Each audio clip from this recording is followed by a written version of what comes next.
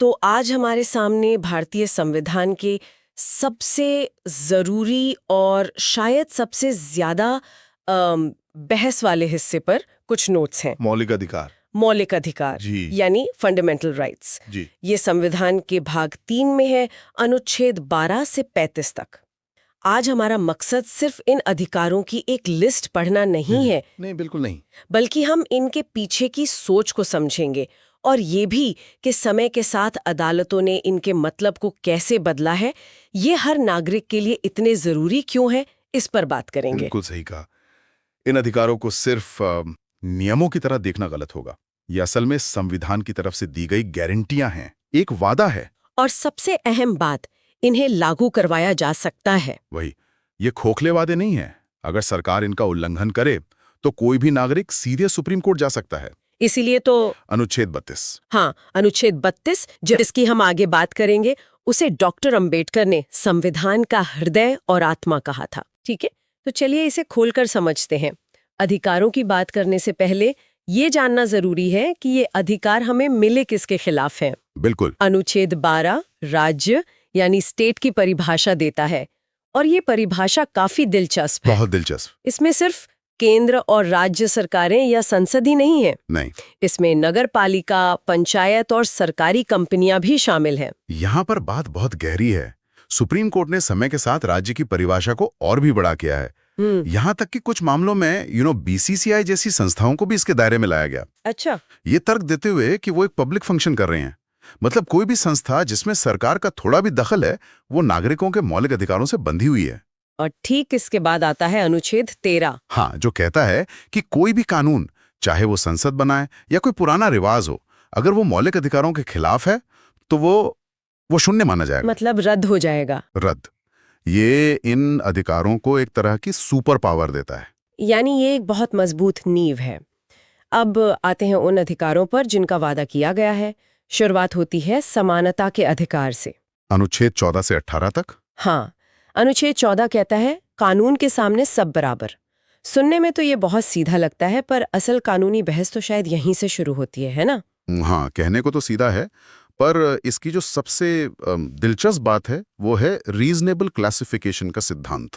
अच्छा, ये क्या है? मतलब कानून सबके लिए बराबर है, पर सरकार अलग अलग समूहों के लिए अलग कानून बना सकती है, बशर्ते उसका कोई तार्किक आधार हो और वो मनमाना ना हो। जैसे इनकम टैक्स के अलग अलग स्लैब।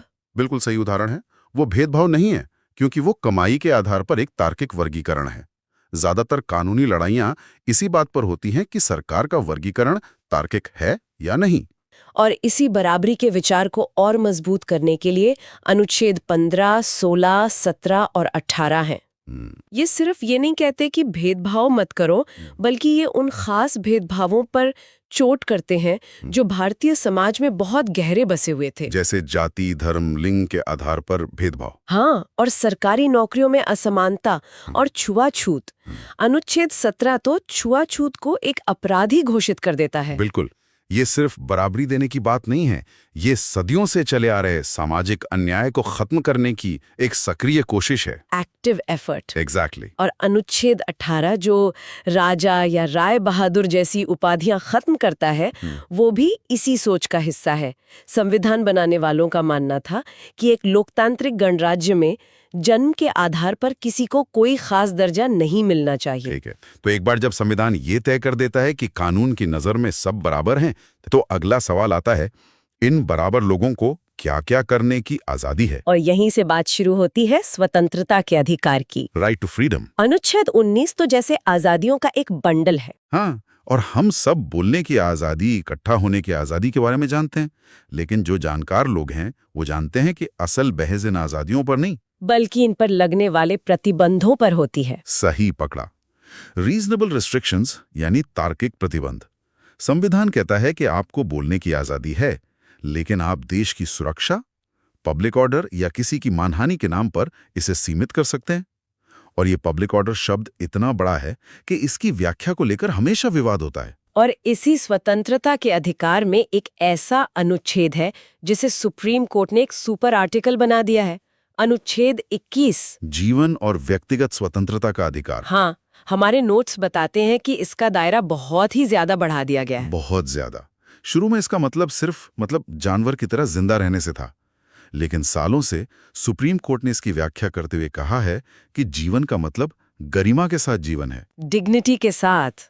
हाँ, और इसी एक लाइन के अंदर से इतने सारे अधिकार निकले हैं जिनकी हम कल्पना भी नहीं कर सकते। जैसे निजता का अधिकार, राइट टू प्राइवेसी, बिल्कुल, वो इसी से निकला है। साफ पर्यावरण का अधिकार, स्वास्थ्य का अधिकार, और यहां तक कि अनुच्छेद 21A जो 6 से 14 साल के बच्चों के लिए मुफ्त और अनिवार्य शिक्षा का अधिकार देता है, वो भी इसी से निकला है। अच्छा, वो बाद में जोड़ा गया। हाँ, ये दिखाता है कि हमारा संविधान एक लिविंग डॉक्यूमेंट है, एक जीवंत दस्तावेज है, जिसका मतलब समय के साथ विकसित होता है। और अनुच्छेद 22 जो गिरफ्तारी के खिलाफ कुछ सुरक्षा देता है, वो भी इसी व्यक्तिगत स्वतंत्रता को बचाता है। बिल्कुल, जैसे गिरफ्तारी का कारण जानने का हक, 24 घंटे में मजिस्ट्रेट के सामने पेश होने का हक। ये व्यक्ति की आजादी और राज्य की शक्ति के बीच एक संतुलन बनाता है। ये सुनिश्चित करता है कि सरकार अपनी ताकत का मनमाने ढंग से इस्तेमाल ना कर सके। तो हमने समानता और स्वतंत्रता की बात कर ली जो हर नागरिक के लिए है, लेकिन संविधान का एक हिस्सा ऐसा भी है जो समाज के सबसे कमजोर वर्गों की सुरक्षा पर खास ध्यान देता है। सही। मैं बात कर रही हूँ शोषण के खिलाफ अधिकार और धार्मिक स्वतंत्रता के अधिकार की। अनुच्छेद 23 और 24 ये सीधे सीधे बेगार, मानव तस्करी और बाल मजदूरी जैसी प्रथाओं पर रोक लगाते हैं।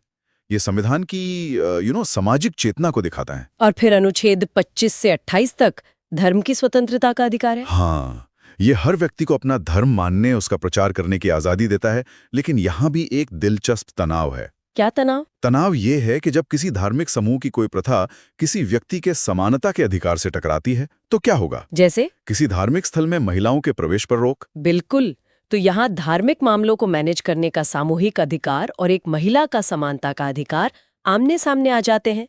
ऐसी बहसों से ही हमारा संवैधानिक कानून विकसित होता है। और यही सुरक्षा का सिद्धांत अल्पसंख्यकों के लिए भी है।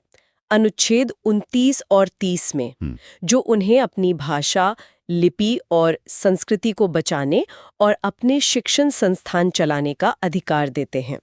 ये भारत की विविधता को बनाए रखने की एक संवैधानिक गारंटी है। बिल्कुल, ये सुनिश्चित करता है कि बहुमत की संस्कृति अल्पसंख्यकों की पहचान को खत्म न कर दे। ठीक है, तो ये सारे अधिकार सुनने में बहुत अच्छे लगते हैं, बहुत शक्तिशाली लगते हैं, लेकिन असल सवाल ये है कि अगर सरकार ही इन अधिकारों को छीनने लगे तो एक आम नागरिक क्या करेगा? और यहीं पर वो अनुच्छेद आता है जिसे हम शुरू से संविधान का हृदय और आत्मा कह रहे हैं। अनुच्छेद 32, संवैधानिक उपचारों का अधिकार। यही वो इंजन है जो इस पूरी गाड़ी को चलाता है। अधिकारों का तब तक कोई मतलब नहीं जब तक उन्हें लागू करवाने का कोई मजबूत तरीका ना हो। और अनुच्छेद 32 ये असाधारण अधिकार देता है कि आप सीधे सुप्रीम कोर्ट जा सकते हैं। सीधे, किसी निचली अदालत में जाने की जरूरत नहीं। इसीलिए इसे खुद एक मौलिक अधिकार बनाया गया है। इसके बिना बाकी सब अधिकार सिर्फ कागज पर लिखे अच्छे विचार रह जाते। और इसे लागू करने के लिए सुप्रीम कोर्ट के पास कुछ खास हथियार हैं जिन्हें रिट कहते हैं। ये नाम सुनने में बड़े टेक्निकल लगते हैं। क्या हम इन्हें आसान भाषा में समझ सकते हैं? जरूर। ये सिर्फ कोर्ट के खास आदेश हैं। इन्हें ऐसे समझिए। पहला है हैबियस कॉर्पस, जिसका सीधा मतलब है शरीर को पेश करो। ये तो काफी नाटकीय लगता है भी। अगर पुलिस किसी को गैर कानूनी तरीके से हिरासत में रखती है तो कोर्ट ये रिट जारी करके कहता है, उस व्यक्ति को हमारे सामने लाओ, हम देखेंगे कि उसकी हिरासत कानूनी है या नहीं। ये व्यक्तिगत आजादी का सबसे बड़ा रक्षक है। अच्छा, और दूसरा है मैंडेमस, यानी हम आदेश देते हैं। सोचिए, नगर निगम आपके इलाके की टूटी सड़क ठीक नहीं कर रहा, तो आप कोर्ट जा सकते हैं और कोर्ट मैंडेमस जारी करके नगर निगम को कहेगा, ये आपका काम है, इसे पूरा करो। प्रोहिबिशन का मतलब है रोकना, यानी ऊपरी अदालत निचली अदालत को उसकी सीमा से बाहर जाकर कोई केस सुनने से रोकती है। सही। और सर्टेरॉरी के जरिए ऊपरी अदालत किसी केस को निचली अदालत से अपने पास मंगा सकती है या उसके फैसले को रद्द कर सकती है। और आखिरी है क्वो वारंटो, जिसका मतलब है किस अधिकार से अगर कोई व्यक्ति किसी सरकारी पद पर गलत तरीके से बैठ गया है तो कोर्ट उसे पूछ सकता है, भाई आप इस कुर्सी पर किस हक से बैठे हैं। ये तो सच में बहुत शक्तिशाली उपकरण है। तो क्या ये अधिकार हमेशा हर किसी के लिए हर हाल में लागू होते हैं? आखिर के कुछ अनुच्छेद 33 से 35 कुछ सीमाओं की बात करते हैं। हाँ, जैसा हमने शुरू में कहा था, ये अधिकार असीमित नहीं है।